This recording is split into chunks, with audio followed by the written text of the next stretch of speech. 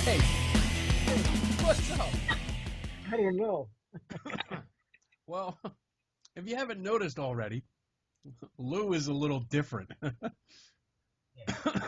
Yeah, he's installing his new router or modem because he decided that as soon as he got home today, when we start the show, he decided he was going to change out his shitty modem for the new one. Because the other one died, and then this one just arrived as soon as we were going to start the show. And that's why he is on his phone, and he looks like shit. And he's working, and he's not going to be paying attention to me. Pay attention. So we have a guest tonight, and we're going to call him. We're going to call him in a minute here, and talk to him. So we're probably going to lose you because since you're on your phone, Skype doesn't allow video with a phone. Yeah. When you have more than two people. So I'm probably going to lose you. I hope I don't lose you altogether. You probably will, but I'll call back. Yeah, I'll call you back. So let's see if we can get him on here.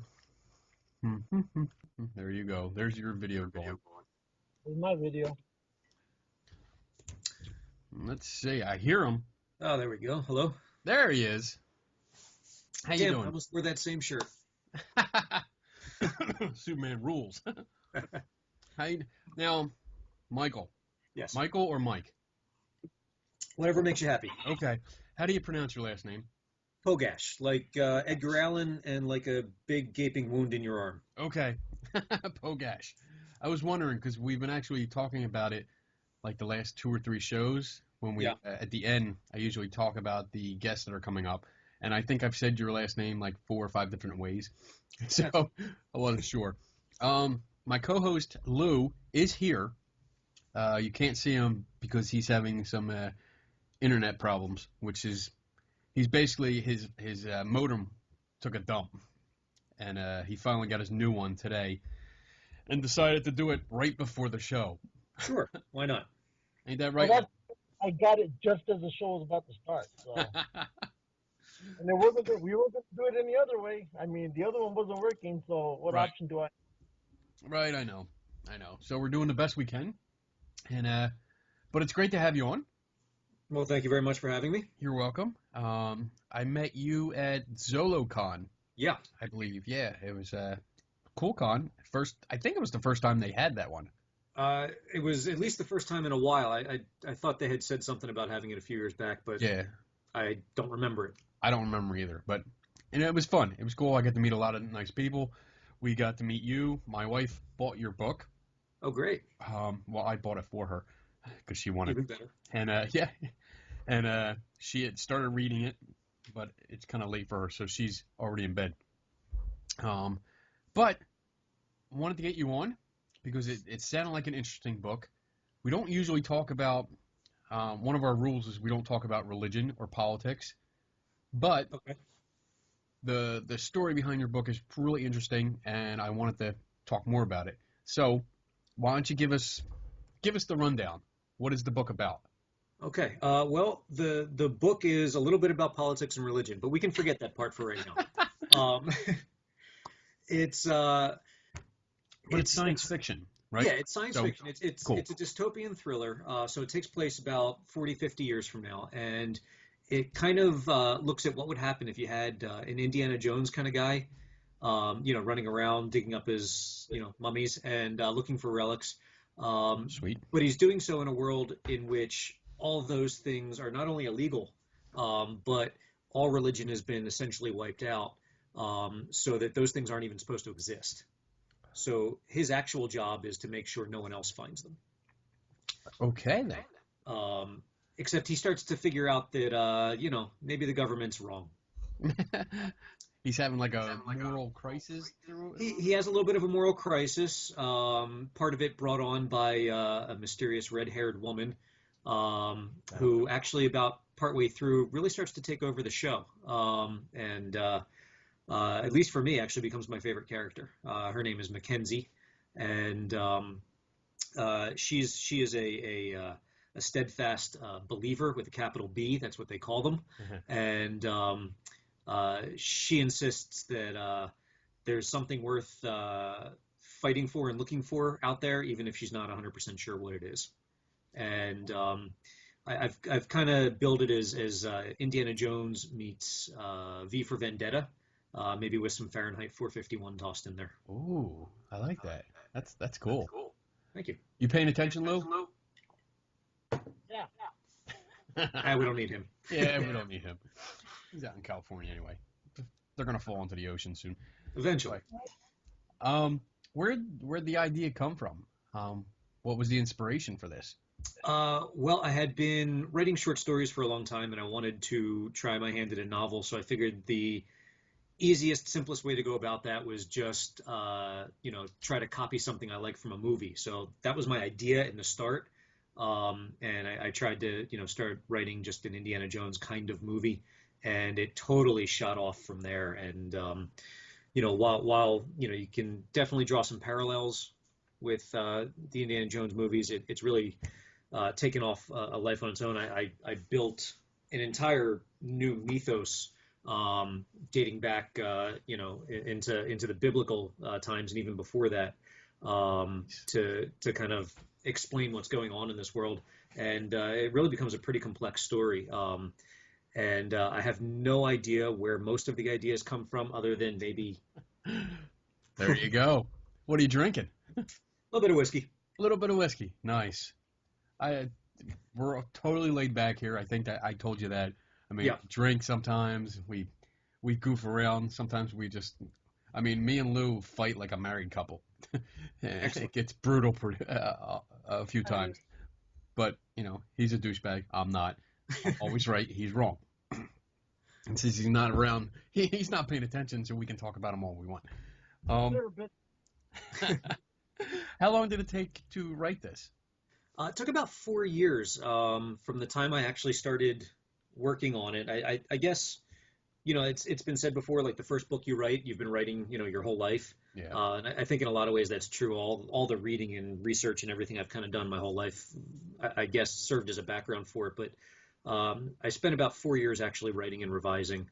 And the interesting thing was I was actually ready to kind of give up on it. It took me a while to get published. I went through the whole process of looking for an agent, looking for a publisher, and it didn't really go anywhere for almost a year. And I decided at the end of 2014, I was just going to put it in a drawer if I didn't get anything by New Year's.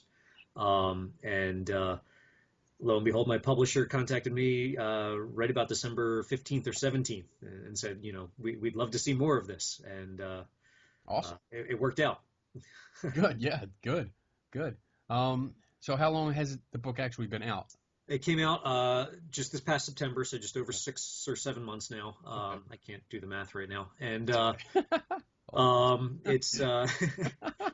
it's been gathering a little bit of a following. When I do book signings, people show up that I met at other places, and I'm a writing professor, so my students are always happy to tell me that they've read it.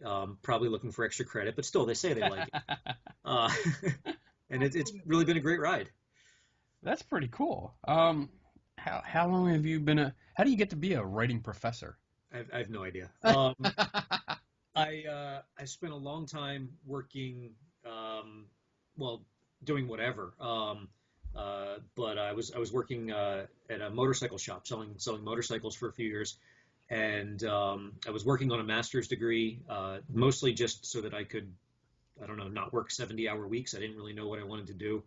And when I finally got the degree, I figured, all right, I'll send out an application to a couple community colleges, and maybe they'll tell me, how to try that. Okay. And I got an interview on a Monday, and it was mid-August. And during the interview, they asked me if I could start teaching the following Monday for 3 classes. So I said sure, and when the interview was over, I peed a little and started teaching. Well, that's pretty cool. And obviously you love it. I do. It's really great because it's not a real job. I've had real jobs. I've worked in garages. I've worked 70, 80 hours a week. I've worked 3-4 jobs, to make ends meet. And for all the complaining and bitching that I and other professors do about, whatever it is, in the back of my mind, I always remember this isn't a real job. This is fun. This is hanging out in the classroom. The work is the grading of essays and things like that, but even that, it doesn't compare to, spending, your days in the summer and it's 105 degrees in a garage and stuff like that. Yeah. In there. I worked on cars. I work on helicopters now. Oh, wow. Not so bad, but I hated working on cars in the garage. Yeah, like 50, 60 hours a week. Yep. Easy. Trying to do everything. I'm a motorcycle guy mostly, but I worked in a few car garages and helicopters, huh? That's pretty wild. How'd you get into that? What'd you say, Lou? Any of your helicopters can fly because all the ones you built keep crashing in the ground. Oh, whatever, bitch. Shut up. Get your modem fixed. Get it fixed. Aye. So is this the only book that you're doing, or is this part of a series? It started out as a dear God, I hope this turns into something, and I'll figure out the rest later. But I've actually worked out the whole story arc for a trilogy. So I'm almost done the first draft of book 2. I should be done that here in the next few weeks, and I'm going to hope to show that to my publisher before the end of the summer. Oh, cool. So if that actually goes well, then maybe sometime 2017 or early 2018, it'll actually appear out there somewhere. That's cool. And any idea on the name? Currently, it's called Second Body. Second Body. Yeah. I don't know if that's going to stick or not. I took the title "The Spider and the Laurel" from a Herman Melville poem. So I'm kind of trying to keep that trend, and I took this title from a poem as well, but I'm not telling you which one because that would give away too much. Now I'm going to look it up. It sounds interesting. I mean, as soon as my wife is done with it, I'm going to steal it. And, excellent. I mean, you can pay a copy for yourself, and pay for my whiskey, but that's fine. You can borrow. I'll stay. I mean, if you hadn't noticed, I kind of like books. Yeah. A little bit. So I usually do more science and investigative kind of material, but I do love the books I love the most are Dragonlance books. Oh man, I've got mine right here on the shelf behind me. There you go. There you go. I have. Wait a minute. Now I got to show you. Let's see. There. This whole row of books is all Dragonlance. Oh wow. They're all. There's no real pages in them. They're all coloring. They're all coloring books. But alphabet soup confuses Kenny. How's that modem coming? Yeah, that's right. Yeah. Yeah, I have about 48 of the Dragonlance books. I think up until the late 90s, I had every one that was published. Yeah. But not so much since then. But I've still got my Chronicles, still got my Legends. Awesome. Yeah. Awesome. Very awesome. We won't talk about the movie they made. Oh, I have that too. Yeah, I've got it upstairs. I have that. Hold on. There we go. Oh God, it's hard to look at. Horrible. I know. I picked it up off of eBay. Yeah. I think I paid like $1 for it. Well, you did better than me. I just wanted to. I knew it was bad. I heard it was bad. Yeah. I wanted to see it anyway. You just wanted it not to suck, right? But it kind of sucked. I wanted to see the characters. Yeah, that's exactly it. When they did the cover for my book, I thought it was going to have the characters on it, and I was really excited to see that. And it turned out it doesn't. It's a really badass cover. Yeah. Oh yeah, definitely show it. Yeah. But what I really wanted was, to see these characters. I really wanted, the main character, Rafe and Mackenzie. And I actually ended up commissioning an artist to do it for me so that I could see them. So check this out. Oh, yeah. Hang on a second. I just got it. Oh, that's nice. Yeah, I've actually got this working on some T-shirts. Very cool. Which cool. Are going to be pretty cool. And, yeah, she turned out just as badass as I thought she would. That's cool. That's very, very cool. It's got to be exciting for you to see your work, your imagination Mm-hmm. come to life, like flesh out. It's surreal is the best way I can describe it. Because I mean, I don't know how other writers do it, but when I'm writing, in my head it sounds great, and what I'm looking at on the paper looks like a train wreck. But I just keep going, and I'm constantly asking people either to read little sections, or I work with a writers group, and every time I bring them a chapter, I'm like, okay, this is great, this is great, this is great, and then I sit down with them and I'm thinking, oh, this is terrible, this is terrible, this is terrible, and I never know if it actually, like, if they can see what I can see. Right. And so to hear from people that are reading it, actually just to know that it exists in a book is some great validation. But just to hear people talk about it, and hear people refer to scenes and things like that. And then one of my students the other day brought up a scene that I didn't remember writing. I mean, it's in there. Yeah. Going, what, which part, what? And she's describing it in all this detail, and it's just really wild. I mean, I don't even know what to compare it to. That's so cool, and it's nice to see, because I can see it on your face, like you're excited about it and you love it. So oh yeah, that enthusiasm is kind of infectious. I only read, well, like I said, my wife has the books, but I read the first chapter that's available online. Yeah, and it was good. It was kind of like where I was getting sucked in. I wanted to know more about it. And like the guy standing at the hallway, looking at that door, and knowing that this is the last door he's going to go in. Yeah. Through, and flashback to to things that he's read, and about the weight of the gun in his hand and stuff. I don't want to give. Well, I mean, anybody can read this online, and right. and you should, because it was cool. Like, I was there. And that's awesome. That's the kind of writing, because I don't read a lot of fiction, science fiction, except for like comic books. I'm big into comic books, and then the few science fiction like the Dragonlance and stuff. So for me to actually sit down and start reading it and want to read more, like that to me says, all right, this is a good book. There's a good story here. So I'm looking forward to it, to stealing the book now from her. Yeah, reading it on my own before she does.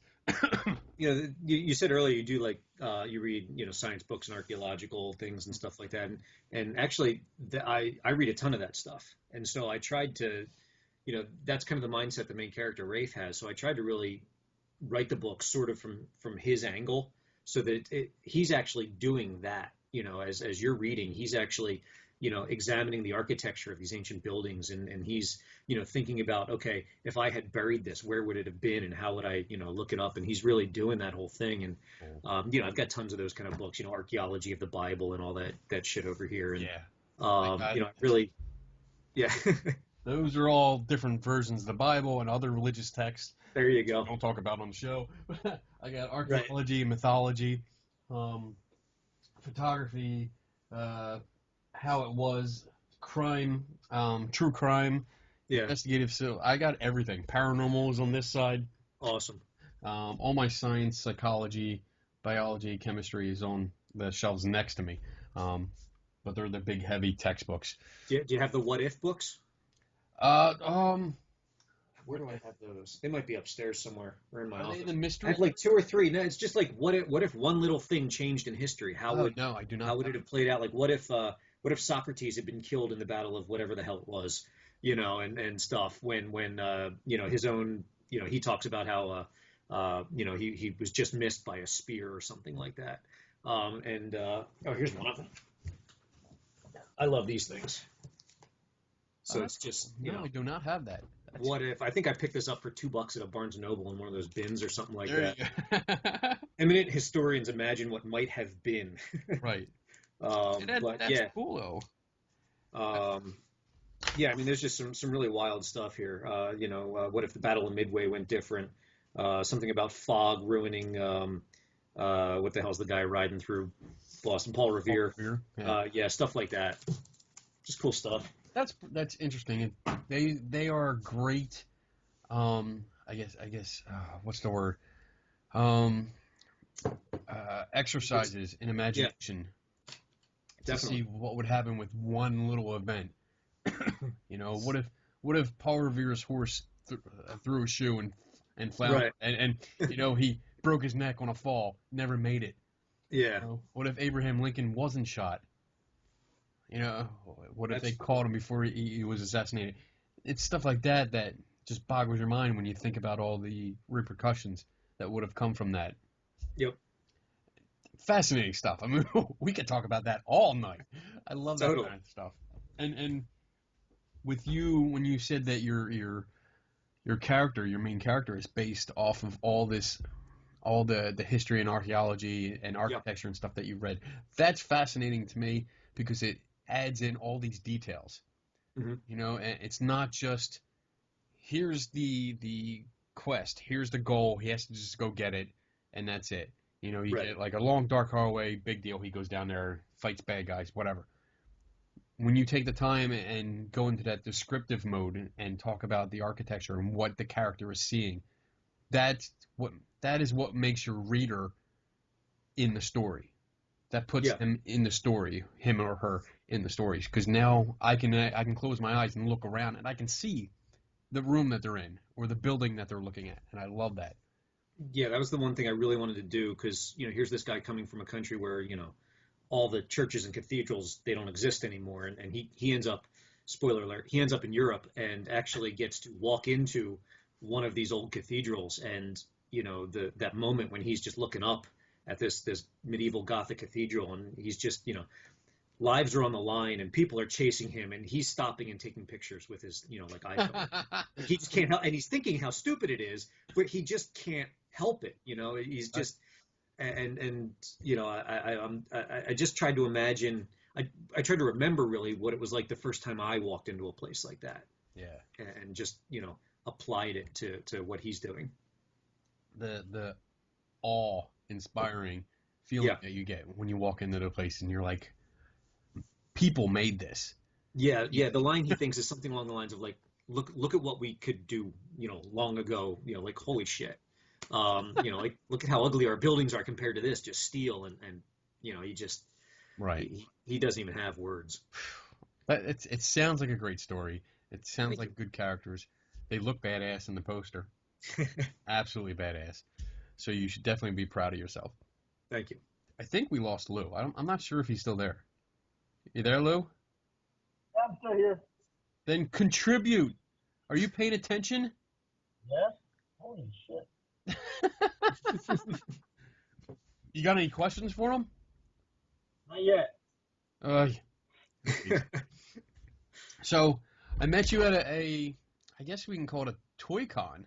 Yeah, it was more of a toy con. When I signed up for it, it was a comic and toy convention. Right. And when I got there, it was a toy and comic convention. It was more toy than comic. Yeah. What I thought would be like a perfect place to really kind of try and market, because I kind of envisioned the book almost as being perfect for a movie or a graphic novel. Okay. And it ends up being, mostly action figures and stuff, which is really cool. Really. Yeah. Well, you know what? You stood out. But yeah, it turned out to be a really good day. Good. Good. I sold a lot. I picked up a lot of followers, a lot of people on the email list. I met people like you and people in marketing and people selling Tonka trucks like that I had when I was a kid and action figures and Boba Fett. Oh yeah. I actually had the one with the rocket. The one that you had to send away for. I had that as a kid. I know it's worth like $10,000. Yes. I have it since I was 9. It's gone. Just move on. Oh. Oh my God. Yeah. That breaks my heart. Yeah. I have none of that stuff left. My brother and I discovered firecrackers. And nothing left. Oh. Yeah. All the Star Wars, all the G.I. Joe, all of it gone. And it's weird because now that I've gotten older, I'm actually going around. I'm a big flea market and yard sale kind of guy, and I am always looking for those vintage toys. Yep. What can I find? I just I don't know if you see it back there, the Darth Vader case. Yeah. That's awesome. I had the Darth Vader case. My brother had the C-3PO. Yeah, I just saw 3PO last weekend, but they wanted a little bit too much. But I was able to find that at a yard sale for like $4. Oh, that's awesome. And it has everything, the nameplates, everything's in it. It was beautiful. And I found another one that I sent out to Lou.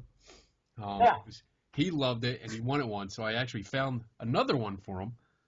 But yeah, I'm always looking for the vintage toys and trying to get my collection back because I had so much, Yeah, so much. I think I had every single Star Wars figure through Empire. Now, Uh, did you see the new movie? I did, I did. And what you think? I walked out of the theater feeling damn good about myself, but I'm going to reserve judgment till I watch it a second time. Okay. Just but hey man, after the prequels, Yeah. Hell yeah. Hell yeah. and Rogue One Oh, looks like it's going to be incredible. that Yeah, a looks. lot of people are waiting for that one. Hey, there's Lou. Yeah, the Rogue One video looks awesome. We actually watched it on the show last week. It was great to see the AT-ATs back. Yeah, That was I just had two of those. yeah. I have a few of them. They're up top though. I don't have the full sized one. I have Right. shorter ones. But yeah, it was nice to see those and just picking out the little details because I mean since this takes place before episode 4, Right. I'm looking at the details and saying, "Oh, I know where they are. I know where that is. Oh my gosh, that's wow! Look at the old X-wings. That's great. It's going to be good. I'm excited for that movie. Yeah, me too. Ah, so what else are you into? Like, you do the writing. You have an excellent book, and you're obviously a bit of a geek. Yeah, a little You, bit. you Little have to bit. be. So what else? What else are you into? Not I love the nostalgia of it. I don't really have any collections anymore. I have a handful of, small figures. I think I have an Indiana Jones and um probably an old Boba Fett or something in my office at work. But at this point, I've got an 18-month-old daughter, Oh, and I'm working on a book and teaching full time, so that's most of what yeah, I do anymore. that's it. So movies end up really being the best outlet I have because 2 hours in and out. Yeah. So I love science fiction. Uh, I really want to love the Avengers movies, but I'm having a hard time really getting into them. It's too many people. The I like the Iron Man. I like Captain America. I put them all together. uh, you're gonna hate the Infinity War. Yeah, I know. I mean, I don't dislike them. I just don't. I don't feel the connection with them. You I know. think the first one I actually liked. I liked they had a purpose. They came together. Yeah. I liked that one. The second one, I was bored. I thought it was almost the same kind of story, just little tweaks Yeah, here I and agree. there. So I got bored. I did not like Ultron at all. So I thought he was just odd and out of place. Um, Yeah, something was a little off there. That was James Spader playing that, yeah, right? yeah, Yeah. Love him on the Blacklist, but yeah, that yes. didn't quite work. And he was big in the 80s. Of course. Big 80s guy. So, but yeah, I just didn't. I wasn't like wowed. So that's why I'm hoping a Civil War. It looks good. It looks like it's gonna be It phenomenal. does look good. It's definitely going to be a DVD or an on-demand for me. I don't think I'll get to the theater for it though. Oh, I'll let you know how it is. Thank you. We're actually going to go. Lou is flying out here Yep. that day when it opens, Hmm. and he's going to get in town about a little after 10. So we're going to see about a midnight showing because we're going to a Cool. Bigfoot camping weekend that Oh, weekend. awesome. So he's going to fly in. We're going to go see the movie, catch like 2 hours of sleep, and then drive out to this campground so we can go chase non-existent Bigfoot. Excellent. Excellent. Say hi to the guys from Ancient Aliens for me. Oh my goodness, that would be bad. Wow. Out of both of us, Lou's still on the fence kinda, but I'm the skeptic science guy. So me in a campground full of Bigfoot believers is going Right. to be interesting. Yeah, I'm more on your side, but I love watching, reading about it, all that stuff. Yeah. Um, but I also like getting into arguments with people Oh yeah. about it because, they're clinging to nothing here, so it's really easy to win. I love a good debate. I absolutely love it.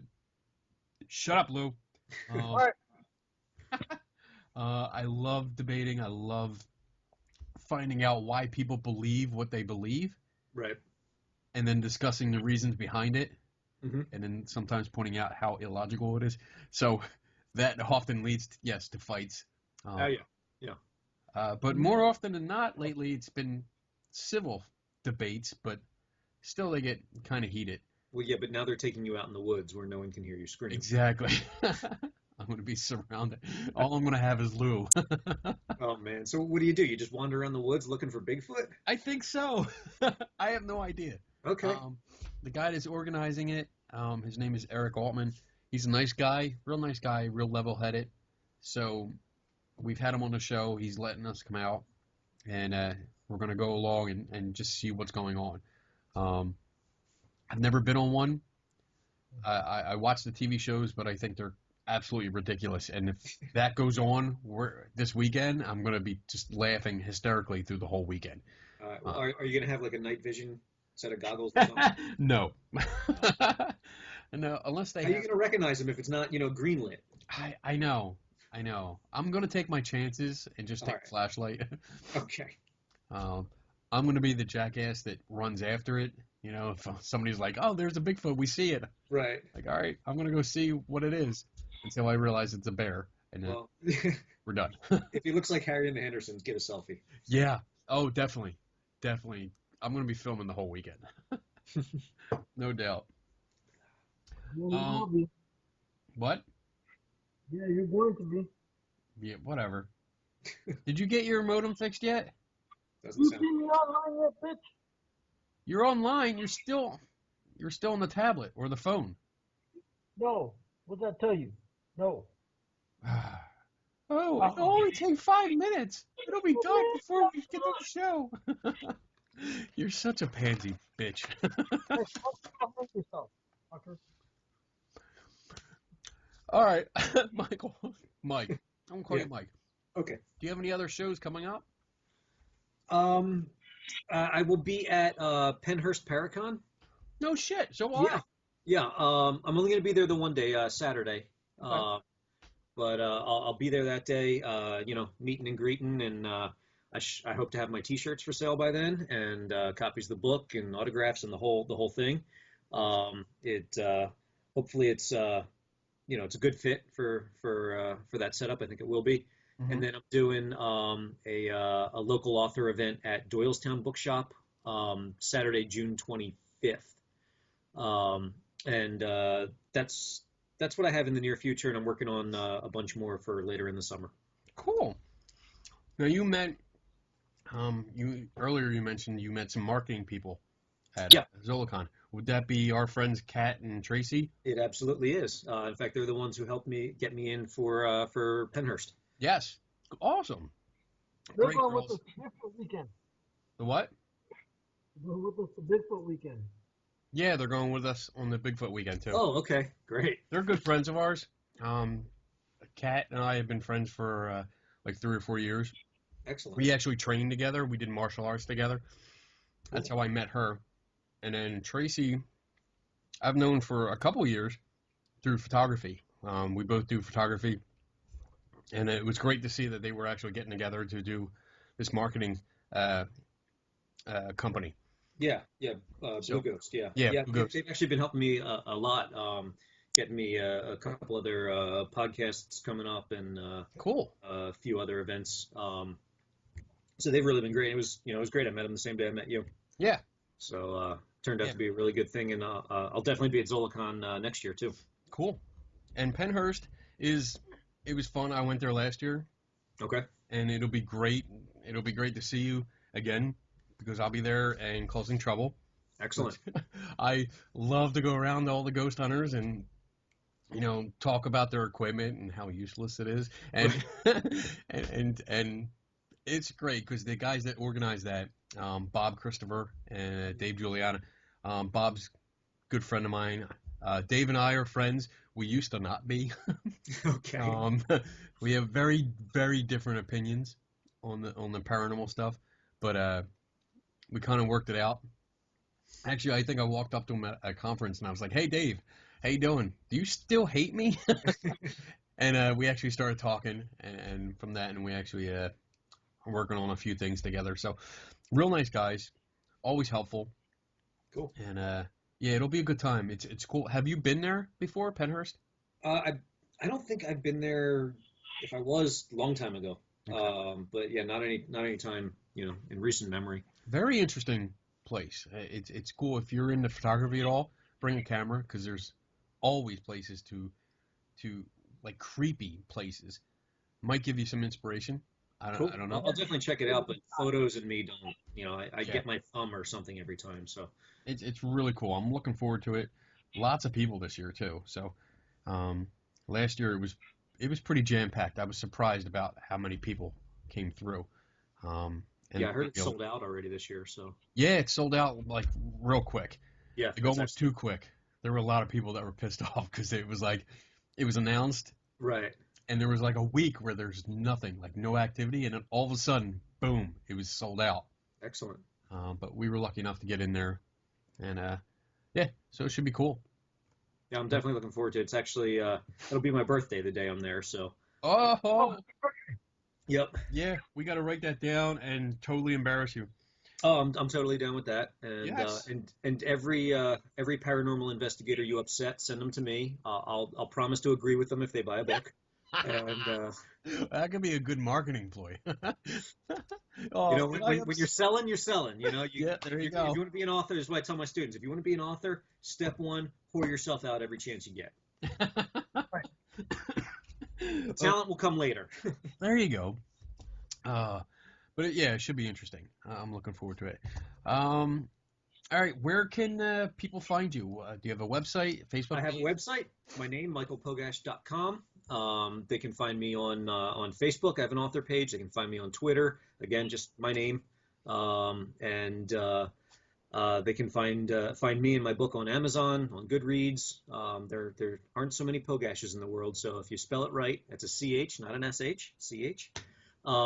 Then you'll find me real quick. And if you Google my name, you'll also probably get my Rate My Professors page. If you've heard about that, that's always a good laugh. It's what students really think about me. Oh, I gotta look that up now. I gotta read that. There's some good stuff on there. Oh my God.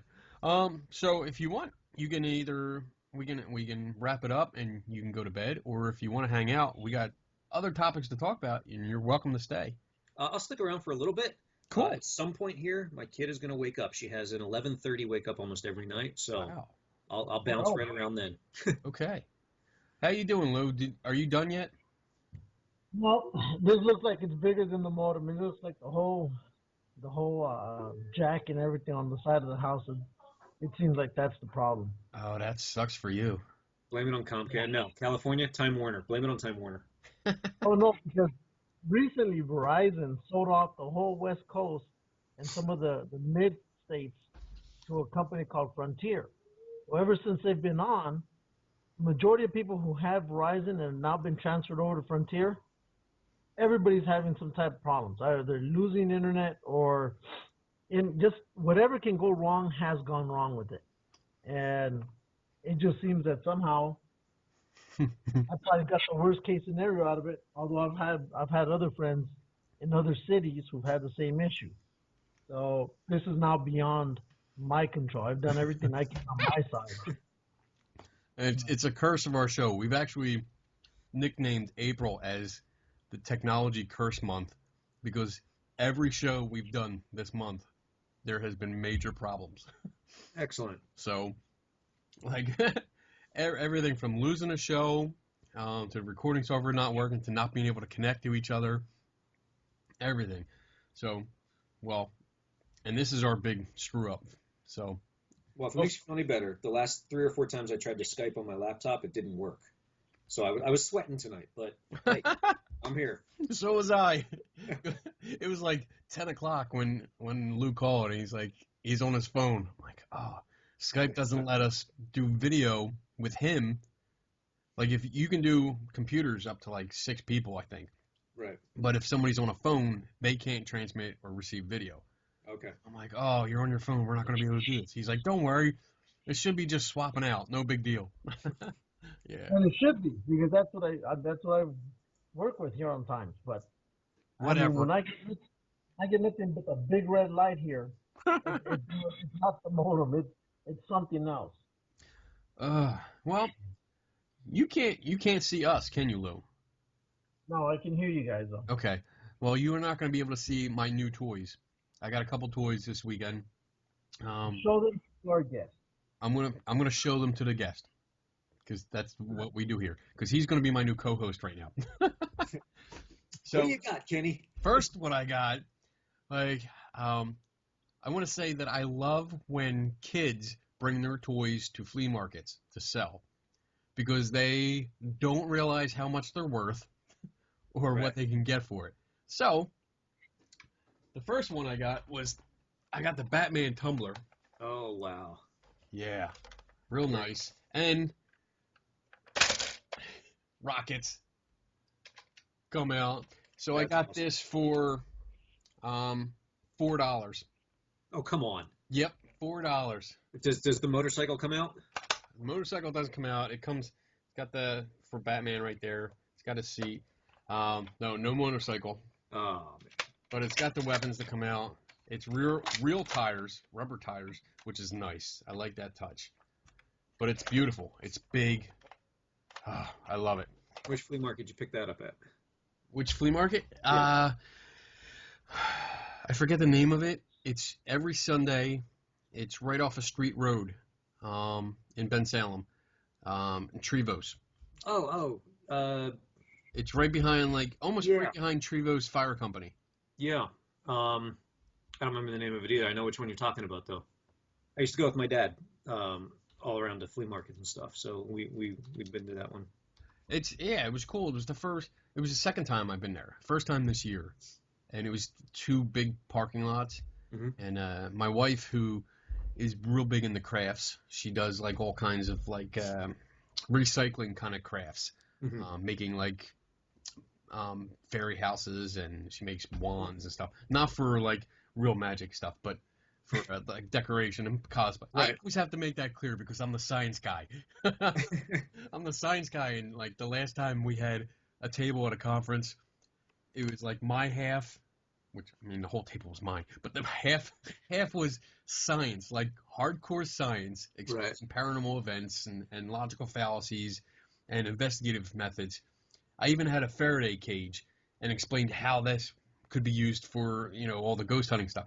And then the other half are magic wands and fairy stuff. And I'm like, this is a complete contrast of what's going on here. But it's cool. It's cool. But she found tons and tons of stuff for a couple dollars. It was amazing. We filled my trunk with a whole bunch of stuff for her. Right. But something else I got, the same kid, I got this for $1. Kenny basically robbed all the little kids. That's right. Yep. A Thor, taking advantage of children. A Thor mask. Thor would be ashamed. He drives around in that white van too. With my homemade Thor hammer. So I got that, and then a bigger score. Oh.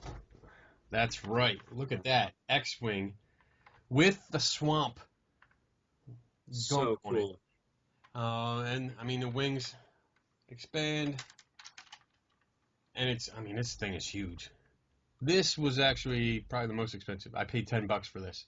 Well worth it. Oh, definitely. Definitely. I love it. And I didn't even realize, this comes off. But R2-D2 comes all the way out.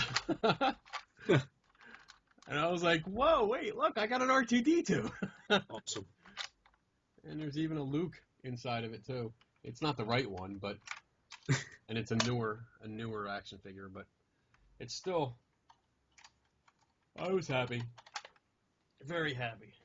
So that was my flea market finds for this week. I usually go every weekend and find stuff. What else do we got tonight? Some little kids all over the country. You shut up, Lou. Hey. What? Uh, do you like Oreos? Of Who course I doesn't do. prefer these? Okay. There's a big debate going on between me and a few other people World. between the regular Oreo cookie and the double stuff Oreo cookie. What's the argument?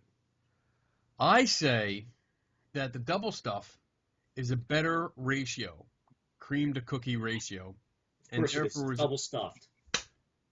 there you go. We don't have to go any further. How's there a debate?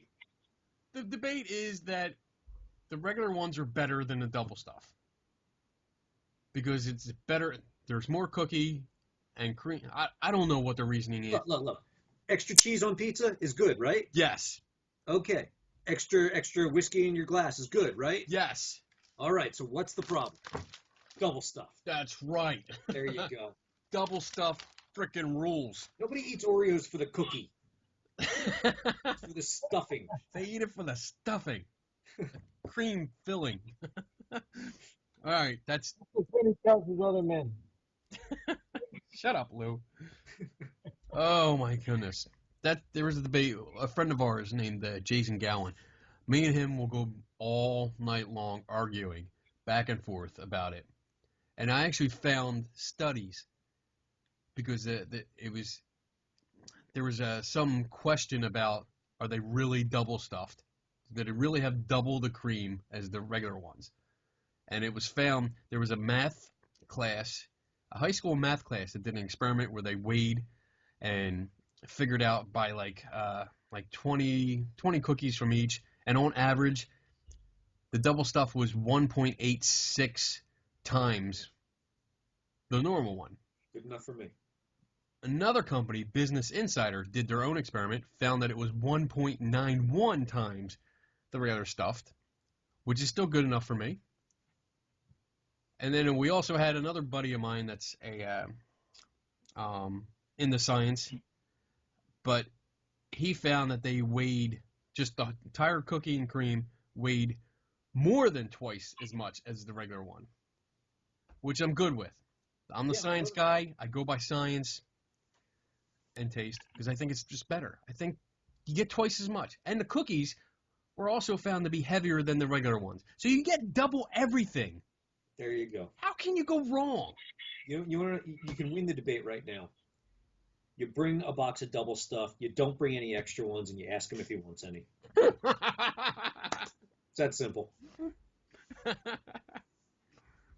like your thing. That's one way to do it. Or we can take one pack of each cookie and see which one gets empty quicker. Well, you'll probably eat both of them. That's it too.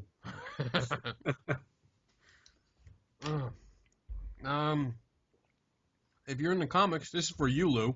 Actually, found this for you. Your favorite character, ROM Spaceknight, is making a return. I've been waiting. I know you've been waiting. He's actually supposed to come. He's going to appear in a comic called ROM featuring Action Man #0. But he's actually going to appear on the covers of another one. Let me find where is it here? Here it is.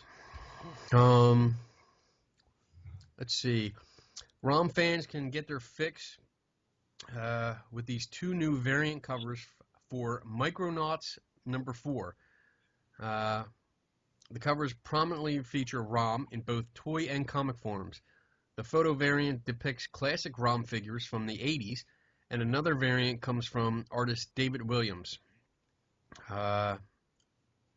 So that's a little tidbit. I don't know when they're actually going to be out. It doesn't say when they're going to be released. But supposedly it should be soon. Alright, so your ROM character will be coming back pretty soon. He actually looks pretty badass in the cover figure. Let's see, what else we got? Hey, Mike, have you ever tried the indoor skydiving? No, actually, I just saw that on, I don't know, internet, Facebook or something. Right. I might try that though. I'm sure as hell not jumping out of a real fucking plane. Exactly. That's what you I don't see even want when to get you on a plane to begin with. So, but yeah, that looked pretty cool. Actually, my answer is potato. Tracy told me I have to answer potato to all your questions. Potato. Okay. Thanks, Tracy. Yeah, and King of Prussia, iFly just opened up, and it looks really cool. I mean, I've seen videos of this thing. People, well, I mean, the videos are obviously of like people that have done it 1,000 times. Right, of Because course. they pretty much step in and they're flying around like Superman. Yeah, they're not going to show you the person who's bouncing off the walls and shitting themselves. Right, which would probably be me.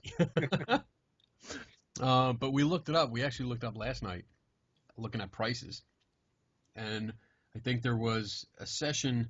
There was 4 sessions, so 4 flying sessions. I don't know how long they are.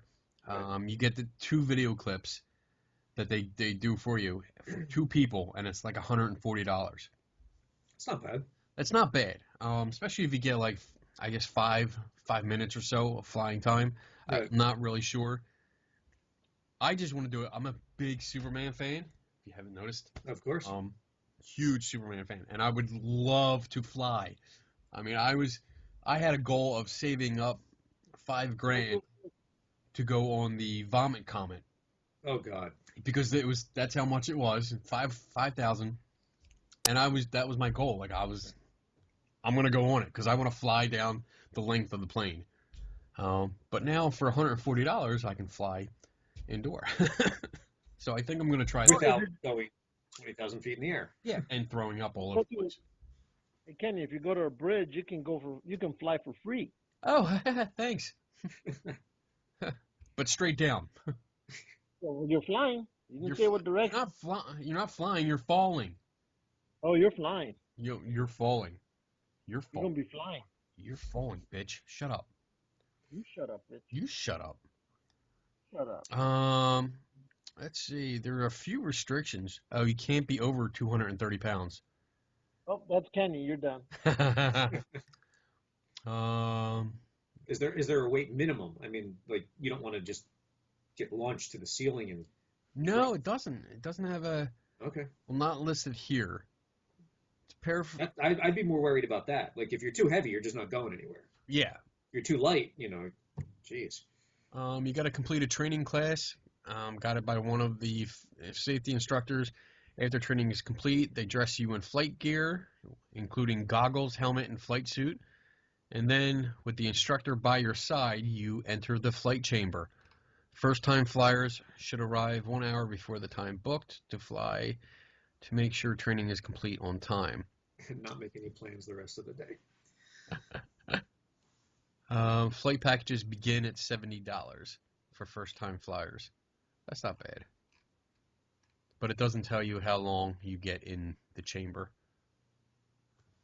I want to be in there all day. I mean, there was a video of a woman that went in there and did like this whole freaking routine to music, and it was actually beautiful to watch, and I was amazed at what she was doing.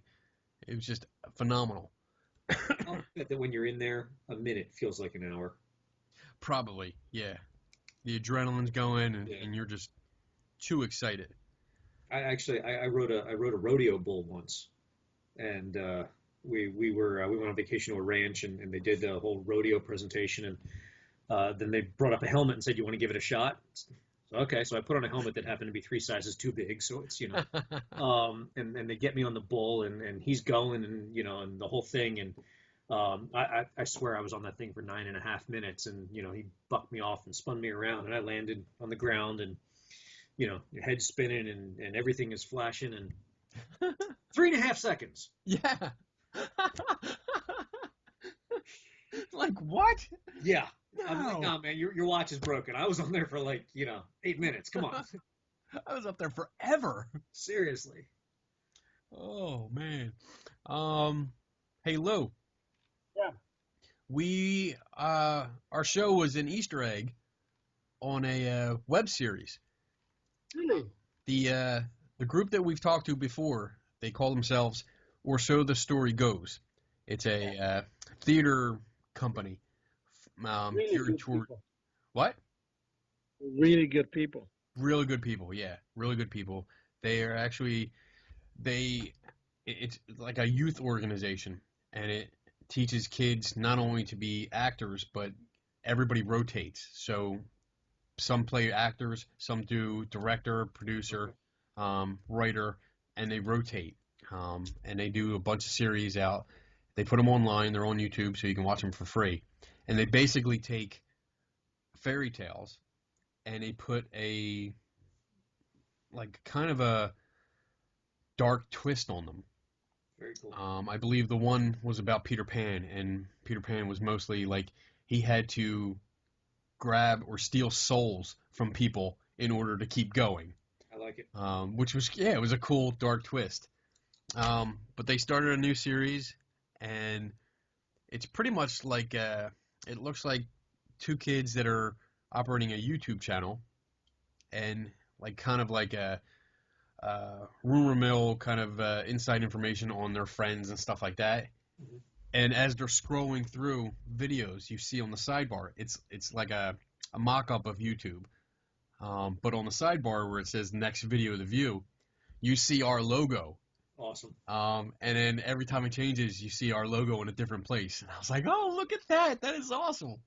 Very cool. But they were really cool. We had them on the show, and then they contacted us like a month or so later and said, hey, they're planning this, and would we be interested? And I had to sign release forms and everything, so I was like, yeah, well, I don't care. Just do it. I want to see it. So that was pretty cool. I wanted to give them a shout out for that. What else do we have here? Oh, last weekend was the Science and Engineering Festival. Oh yeah, you were there all taking pictures forever. I know I was. I was having so much fun. It was huge. It was a convention center down in D.C., and it was 2 floors. And I posted a video of the bottom floor. The lower level was pretty much, if you took like 3 football fields and put them together, that's how big Jeez. this was. And the entire floor was covered with vendors. And you were talking science from everywhere from NASA to, we had all the colleges, major colleges were represented there. Engineering, robotics, 3D printing. We have environmental sciences, sustaining sciences. We had everybody, and everything was hands-on. You could touch everything. You could play. You could experiment. They were making ice cream from liquid nitrogen. They had bugs, like all kinds of insects. And there was one booth that had bugs where the kids could eat them on crackers. Like, oh, come on, eat a bug. And it was like, yeah, cracker with some cheese whiz and a couple bugs, and kids were munching away. And I'm like, this is so gross. I'll try it. Not even a double stuffed Oreo. There you go. But I had so much fun. I got to talk to a lot of people, a lot of scientists. I actually got to strain my brain and talk about gravitational waves, which was the big discovery this year. The first time we've detected gravitational waves from the collision of 2 black holes, which was, it's a lot of science. It hurts your brain, but I loved being able to talk to people and not only talk to the scientists that are actually involved with the studies, but also help talk to other people that were coming up and getting it right. Did my camera go out? I think so. Uh-oh. You suck. No, you stuck. I don't know why I did that. There it is. You broke it. Is it back on? Yeah, you're back up now. Okay. On to you. It was your fault. Whatever, bitch. Shut up. But it was so much fun. For a science enthusiast, I got to do everything. And just enjoy it and talk about science and run my ideas past people to see if I was on the right track or if I had the right train of thought. And it was great. I was a kid in a candy store. That was pretty much it. Loved it. And I recommend it for anybody when it comes back, because there was lots to do for kids too. If you have kids, children, and you want to get them involved in some kind of science or interested, this is the place. And it's free too. It was completely free. You just walked in, and I was like, oh. Sounds very cool. And I posted all kinds of pictures. I had videos up throughout the day. It was just phenomenal. Lou, there's a new Godzilla trailer out. Yeah, I saw that. I think I put it up on our site earlier Yes. this week when I had internet. It is definitely old school Godzilla. Did you watch the video, Lou? Oh yeah, I loved it. Yeah, you loved it? I watched it, I was like, this is corny. This is the old TV Saturday morning Godzilla show. That's the best kind. I'm just hoping that their storyline and their editing is done a lot better than what it was during the early to mid 90s. Because back then, oh my God, talk about crap movies. It was literally hard to get through. I mean, oh my, it was like, oh, I think I'm just going to drink alcohol just to get past this stupid thing. Oh, that sucks. You got to get off, Lou? Yeah, I'm going to have to, man, because I'm going to have to call up the technical department, have them send a technician out here and check all their cables and their boxes that they got here. Oh boy. Well, you just tell them that you need it all done by next week because we have another show. Yeah, I know. So because next Wednesday we gotta do a show, then I fly out towards the East Coast on Thursday, and then Is that next I'll week? I'll be out on your side of the country. So that following Monday would be. Oh, the week after. Next week we have a guest, and then the week after is when you fly out. I fly out again. I'll be out there twice. Oh yeah, I forgot. Well, the first one's not important because it doesn't involve me. All right. Well, you get off. Do what you have to do. I'm just gonna keep Mike for as long as I can. Sorry, Mike, we couldn't meet kind of face to face. My apologies, but freaking. No worries, man. Technology. Thanks for having we me. will get together. Yeah, when his next book comes out, we'll have him back on, and we'll talk about that. And maybe you can see him if you're good, and I let you. All right. All right, buddy. Take it easy. That's it. Bye. Bye. No. You're officially the co-host now.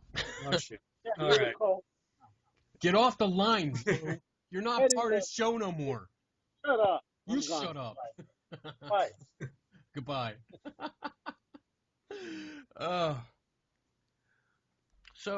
Yeah, not too much else to talk. So, are you into the paranormal at all? Like I said, I'll never turn off, an episode of Ghost Hunters or Ancient Aliens or any of that stuff, Bigfoot Hunter and so forth. But I don't spend a whole lot of time seeking it out. Nah, I do it a lot with, like Ghost Hunters, not the show, but in general, like the community, Ghost Hunters, and actually UFOs. I am a photography consultant for MUFON, and I do a lot of photography work for various groups from ghost hunting people, and I just joined a Bigfoot group, which is not out yet, but it's just forming with a bunch of people, but I'm doing more of a photography consultant with them. So, but recently, last week, there was a picture that came out, and you might have seen it online, from the Stanley Hotel, and it was supposed to be like a panoramic picture of the lobby of the Stanley, and this is where the movie The Shining took place, all that. So it has a reputation for not only the movie, but a reputation for being extremely haunted, because a couple of the TV shows have gone there. So this picture came out, and it was a panoramic view of the lobby and stairwell, and apparently there was a ghost on the stairwell. I think I did see that. Yeah. I don't think I read an article. I think I just saw the picture. The picture's been shared all over the place. And I finally, I was going to ignore it because I see a lot of pictures like this, and it's more like publicity. Publicity, yeah. Publicity, yeah. It's It's late. Feeling good. but I saw it so many times, and then I started getting it sent to me because this is what I do. Mm-hmm. So I finally took a look at it, and I actually wrote a blog post about it. And it actually got picked up by a writer for Discovery News, which I've never had done before, which is awesome. But they wrote about it. They included my description, my explanation of how the photo was taken. Very cool. It was cool. It was really, really cool, and it got a lot of exposure, and I was happy just to see that I had an explanation that really fit. It turns out that when you do a panoramic picture on your phone, mm-hmm. weird things can happen when things are moving in the picture. Sure. So basically you have the stairwell is one of those, it comes down halfway, has a landing, and then turns and comes the other way. So it looks like the guy started to take the picture from this end, and as he came this way, somebody came down the stairs, turned the corner. Okay. And his phone kind of chased it. And because the way your phone takes a picture, it's called a rolling shutter. So it kind of scans as it goes sideways. So it made a double image of the woman. But when you zoom in on the ghost, because now they say there's two ghosts, when you zoom in on them, you can tell it's the same person, just doubled. But it was cool because I was able to actually get a good explanation out there and have it picked up. And usually the post on my blog reached like 500-600 people. And this one actually reached like 7,000 people. And I was like, That's holy awesome. shit. I was getting messages from literally all over the world saying thank you, for explaining this. And I didn't know what it was. I didn't think it was a ghost, but I didn't know how to explain it. And thank you for doing this. And I was like blown away. It was so cool. It was one of my it was my moment of the week. Very awesome. So I'm very happy. Well, you're the co-host now. So has there been anything that happened this week that you want to talk about that was awesome to you? Man, I don't even remember when this week started. It's Wednesday. Is it? Oh, yeah, tonight's Wednesday. Yeah, it's with a toddler running around, man. It's 18-month-old, right? Yeah. I remember those days. My kid is 13 now, so that's got to be a whole other nightmare. It's you know what? It's better. He's independent. He's Yeah. a smart kid, so he's pretty independent and he can take care of himself for the most part. But yeah, I remember those early months, and he was very colicky and all that stuff. And I feel she's our kid's great. She's really great with almost everything except sleep. Yeah. She does not want to go to sleep. So I didn't sleep in my 20s. I barely slept in my 30s. I started to actually sleep. Get over insomnia and sleep, and then we had a kid. Now I don't sleep again. But sleep is overrated. Yeah, this point in the semester, really, my whole life is essays and gearing up for term papers and stuff like that. Nothing too exciting. How do you find time? Playoffs. How do you find time to write? I got to squeeze it in spots. Right. I forced myself last week to write 7 straight days, which I don't do often. Usually it's 2 or 3 days in a week here or there, an hour here or there. Starbucks is a godsend because I can. It's actually easier to write in a Starbucks surrounded by strangers than it is in my house when I can hear kid running around behind me and all that. But I wrote almost 15,000 words last week, so that was. You want to know what happened in the last week? That was my week. That was like, I got over the hump on part of this book, and it's shooting towards the end now, and it's really rocking along. And you know what? I hear you with the distractions. When you're at home, it's familiar distractions, and you have to pay attention to them, especially with a child that young. So you have to pay attention to them. But being out, surrounded by strangers, they're not your concern. Right. So you don't have to worry about them. You don't care about them. You can just focus on what you're doing. But they're also, like, as an author, so I'm looking around and you get to a scene and you gotta figure out how two people are talking to each other and in a first draft, you always forget about body language, but you sit there and you can just turn and, okay, there's a couple. How do they lean towards each other? How do they not lean towards each other? Nice. And I steal from everything I see around me. So, Hell yeah. that part's great too. And, coffee. Coffee. Coffee. So here's a question, because you're Yeah. a writing professor. Yeah. And you're an author. So Yep. what would be some advice for you that you could give to an up-and-coming writer, somebody that's writing a story, or even a book that is not a story, maybe it's like ghost stories or their Sure, experiences and stuff like that.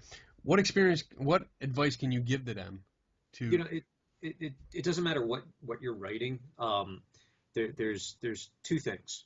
First is something like 95% of the people who ever start writing a book never finish it. So finish the goddamn thing. I mean, it seems simple, right? Yeah. But it's not. It is so difficult to actually finish writing a book. And if you can get there, you've done so much of the work already. And the other thing is,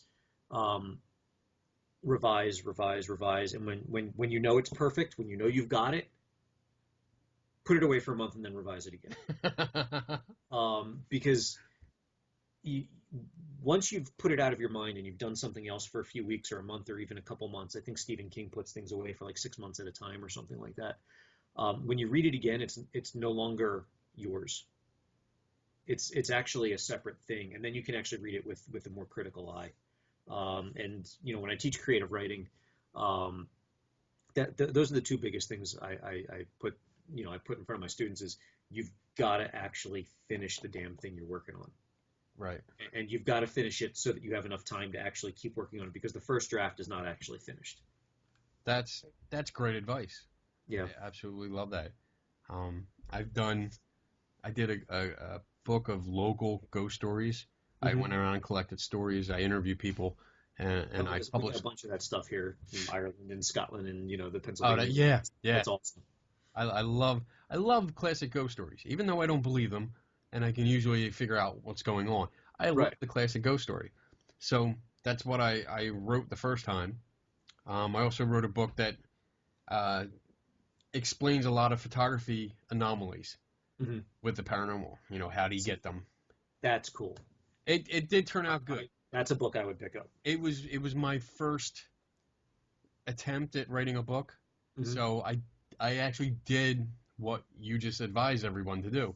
I wrote it, I finished it. I actually finished it in about 4 days.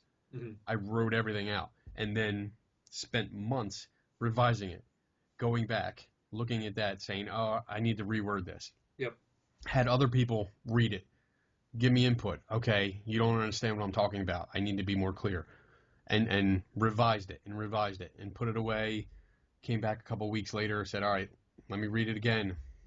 And that's how I got it. It's still like that was in 2008 that I was done that, and I'm revising it now. I'm updating it and adding a whole bunch more, and I'm reading what I wrote and going, I was an idiot. Yeah. What the hell did I do this for? I mean, it wasn't that bad, but no, but you see the things you didn't see before. I did a reading from my book, and I hit a chapter, and I used something like dropped it down to the ground, or a phrase like that that's just stupidly redundant. You drop it, it's going to hit the ground kind of thing. Yeah. And I used it like 3 times in one chapter, and as I'm reading it, I actually stopped the reading, because it's filled with a bunch of creative writing students, and I kind of looked around the room and was like, did you guys hear how stupid that was?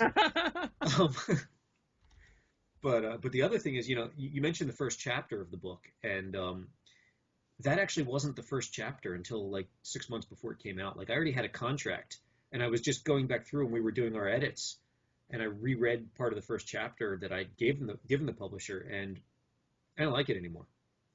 So I redid it and sent it back to him. I was like, please, this is better, and he agreed and went with it. So I actually took the original first chapter and split it in half and reworked the whole thing. That's awesome. I love hearing that. You found something, you had to fix it, you had to do it. Yeah. And yeah. I definitely would have been looking back on it 6 months later, if it had come out in the original form, I definitely would have been cringing. I hear you. I put out some things on like blog posts, and I read it like the next day. I'm like, oh my God, I should have waited. Yeah. I should have. Oh well. Yeah. Facebook and Twitter posts, they're always good for that. Yeah. Well, luckily I'm not on Twitter. I just do Facebook. Right. And I run a bunch of pages off of that, so it's not so bad. But I'm always busy. I'm always doing shit. Yeah. Yeah. What else we got? Zelda. Legend of Zelda. Zelda. A live action Netflix. I just saw that. More for kids, though. The article said that I read. Yeah, I didn't read the article. I just saw. What I usually do is I see the highlights. I put it up there, and Right. I usually read it as if we're doing the show, because I find out with everybody else. Yeah, I actually do the same, but I actually read this one, and at least the one I read said it's going to be geared more towards like young teens kind of a thing. So not violent, not at least not overly violent, not anything like that. So I guess a lot in the spirit of the first game, where Right. it was kind of simple and so forth. That'll be cool though. I mean, I played the games. I liked it. It should be a good story. I remember begging my mom in Toys R Us to get me the second one. Yeah. Come on, I'll be good, I swear. Please, I'll do the dishes or some shit. Please. Oh, yeah, those days are gone. I buy it. Now I just have to hide it from my wife. Like, oh, I really want that. And we're like, oh, why don't we wait, okay. And then I get out of work early and I go over and get it. Yeah. And then I gotta hide it. I got a rule for myself. One game at a time. That's all I'll own anymore. Yeah. You know what? I usually, like, Christmas is when I get my games. Yeah. And I usually get a Lego game because I love the Lego series. Mm-hmm. And then what else? I'm big on the Disney Infinity, because I like the figures. Okay. Not so much the game. The game is a little childish at times. I haven't actually played that one. But the figures are really, really good. They're really detailed. They look beautiful. And I mean, I pretty much collect it just for the figures. And then I get like the Call of Duty, or I usually get like 4 or 5 games, and that's it. Right. I don't buy any games the rest of the year because it takes me. I start playing one game and I have to play until I finish it. Yeah, that's how I am. So I don't even bother buying any other games. I got Fallout 4. Still playing Fallout 4. Gonna be on Fallout 4 for a while. Yeah. Hopefully sometime this summer I'll pick up a second game. I played all the Assassin's Creeds for a while and then just lost interest in them. I tried the new Tomb Raider actually how was that? Last summer maybe. Yeah. I really liked it. I'll definitely get the second one of those. I think came out earlier this year or last year. Yeah. My son played that because we got the Xbox One bundle and it came with it. Yeah. And I was surprised because he's more of a Mortal Kombat, Mm-hmm. and he plays Call of Duty constantly. Yeah. So he's like, oh, I'm going to try that. And he was done. Like, he played through the entire thing and he was obsessed with it. And I was like, wow. It was a really well done game. I actually never played a Tomb Raider game before it. Okay. But it's it's definitely less obviously for the shaking and jiggling of Lara Croft. But it's a good game. I got hooked on the first one. Yeah. I remember going to my brother-in-law's house and it was like a family gathering, and I'm not a family gathering kind of guy. So I was hiding out in the basement, and he came down. He's like, "Oh, I got the PlayStation, the PlayStation 1." PlayStation 1, yeah. And he's like, "Here, you want to try this game?" I'm like, "Yeah, let me see." And I started playing. I'm like, "This is an amazing game! Holy shit!" Yeah. I love it. So Grand Theft Auto 3 was the one that brought me back into games. Yeah. I don't think I'd played for a while, and then that one hooked me. So. Awesome games. I love them. Love them. That's about it. I mean, that's all I have for this week. So I'm going to wrap it up. Really enjoyed having you on. Thank you very much. This was great, man. Thank you. Hey, no problem. I mean, anytime Lou has technical problems, I'm gonna call you up. Yeah, I'll hop on totally. Expect 50% of profits, and Sure, sure. Our profit margin is in the negative. excellent. Shit, I owe you money. Our budget is 0. uh, but it was great. It was a pleasure. You're a great guest. Thank you very much. It was a pleasure talking to you, and I look forward to reading the book. I look forward to giving you feedback on it because I always do. I love feedback. And then we'll look for the next one in the series. Yeah, as soon as I know when it's coming out, I will be shouting it to the heavens. Sweet. And if people want updates on that, hop on my my Facebook author page and my website. I toss things up there all the time, short little lines, blurbs, status updates, things like that. Awesome. Giveaways, whatever. All right, and then I will see you at Penhurst. Yes, you will. Because we're going to go cause, well, I'm going to cause trouble. You're going to sell. I'm going to send all the people that I upset to you. There you go. I like it. And I should make up little cards. I'm going to steal a bunch of your business cards. All right. Right on the back. When you get upset, go buy a buck. You'll feel better. And as soon as they start yelling at me, I'll hand them a card. Love it.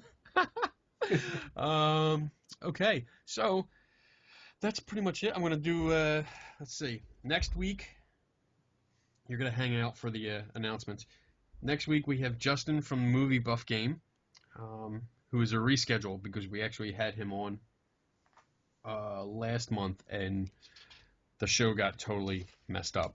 It was Lou's fault, but it got messed up. Totally Lou's fault. I was there. Totally. Yeah. Totally.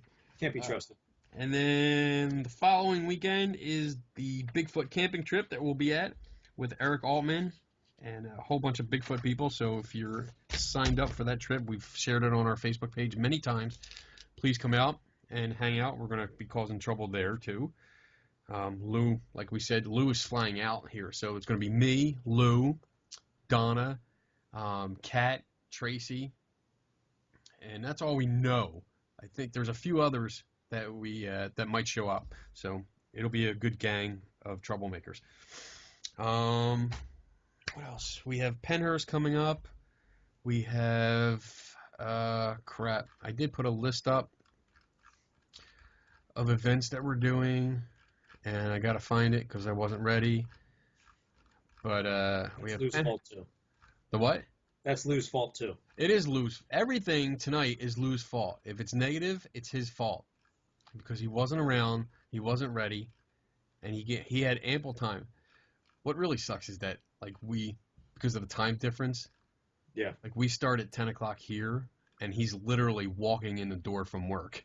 Right. And sitting down. Most of the time, he calls me while he's still eating dinner. Yeah, my brother lives out there, so, always trying to get our two kids, they're 4 months apart, to Skype and things. It's impossible. Okay, here we are. Bigfoot camping weekend, and then May 14th is the Victorian Spiritualist weekend at Fort Mifflin. That sounds cool. I think we're going to head out there because during the day, I think it's only like $10 to get in, and there's going to be a bunch of people there, plus a psychic that has agreed to let me interview him. Because you believe. Oh, not at all. Not at all. But my philosophy is that I give everyone a chance. If they make a claim of extraordinary powers or abilities or whatever, I am more than willing to sit down with anybody and allow them to demonstrate what they can do. Good. And then you tear them apart. Then I tear them apart. Yes. Yeah. And then May 21st, I will be at the Smithville Mansion. I'm not sure where that is. It's in Jersey somewhere. But the Smithville Mansion investigation, hosted by Evolution Paranormal, which is going to be fun because it's a paid investigation, ghost hunt. And there's going to be about 25 to 30 people there. And it'll be interesting.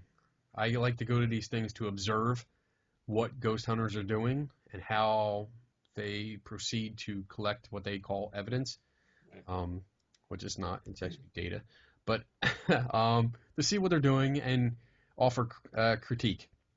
And the people that are in charge of Evolution Paranormal are actually open to it.